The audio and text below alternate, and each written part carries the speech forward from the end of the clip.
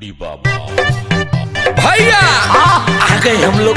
यही काजल निवास है, यही जो काजल के बियाह भइल बा। गेट खोलो, रंग लगाओ।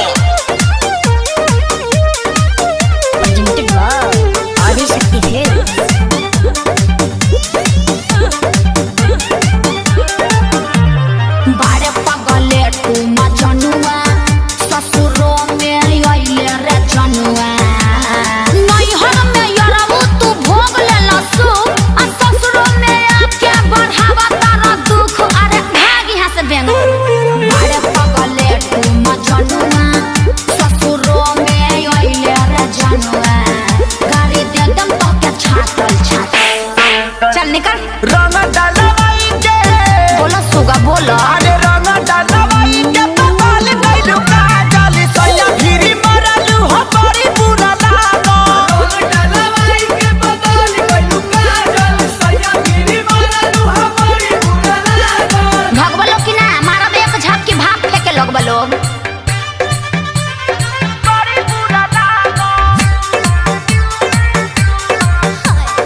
बड़ी बुरा लागो।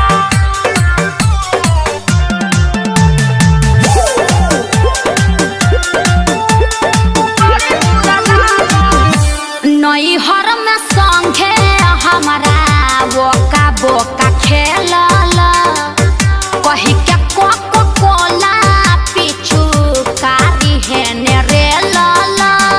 और होली में चौपन रंगावले रहलु हो क्या साथी बाती रंगावली बुकिरिया खइले रहू हो काथी क्रिया चोली के ओ घड़ी रही नहीं दांतल दांतल। अरे जोन रे मटी लगना। रंग डालवाई के बोल बेबी बोल।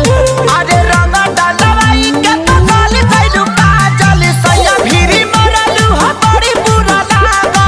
रंग डालवाई के पकाल गइलु काजल सैया भिरी मरलु हो बड़ी बुरा लागो।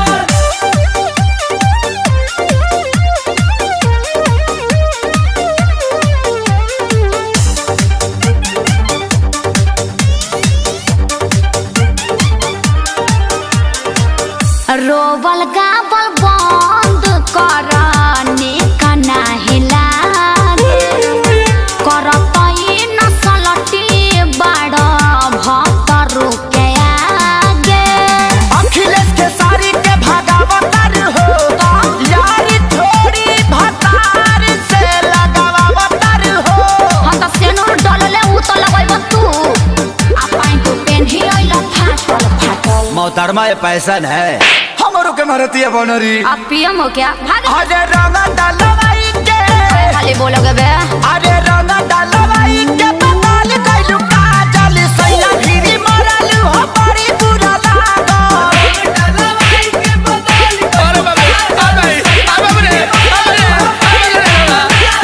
जा जा थोड़ा मुंह दब तहन लोग के रंग लगैब लोग। भैया चला वाला रे भांज देलस, बर्तन जैसन माज देलस। ये टेम्पू वाला डाना डी छपरा चलबो।